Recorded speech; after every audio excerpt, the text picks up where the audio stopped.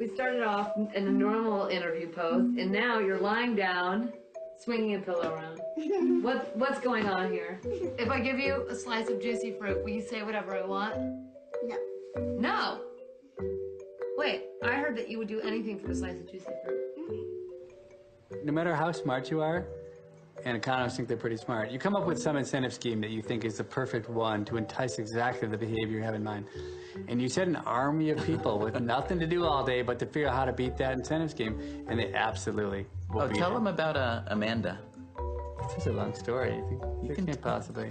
I mean, I'll give you an example. So we were trying to potty train my daughter, Amanda, and my wife went into the books and did all the things you're supposed to do, but Amanda had been potty trained, and then she just decided she just wouldn't use the toilet anymore. And this went on for months. My wife was frustrated. And I said, I'm an economist. I understand incentives. Let me take over. And I got right down on Amanda's level on my knees, and I knew what she liked more than anything else. She was about 3 years old. We're M&Ms. And I said, if you go pee-pee in the potty, I'll give you a bag of M&Ms. She said, right now? And I said, yeah. I said, okay. And she walked over to the potty. She went to the bathroom. I turned to my wife, and I said, let the economist handle it, you know.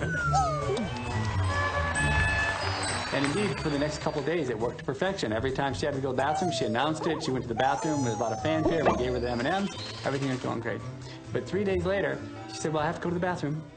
Followed her. She went, trickled out a few drops. I gave her the M&Ms. She got off. She said, I have to go again. She sat down in the potty. She trickled a few more drops. I gave her the M's.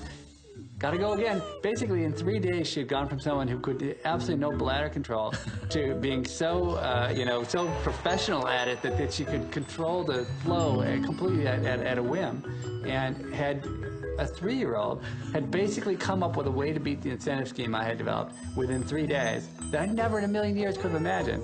Okay, and if you can't, if an economist can't trick a 3-year-old for more than 3 days, what hope does economists have of tricking a whole country of people for even 3 hours? So that's kind of the beauty of incentives.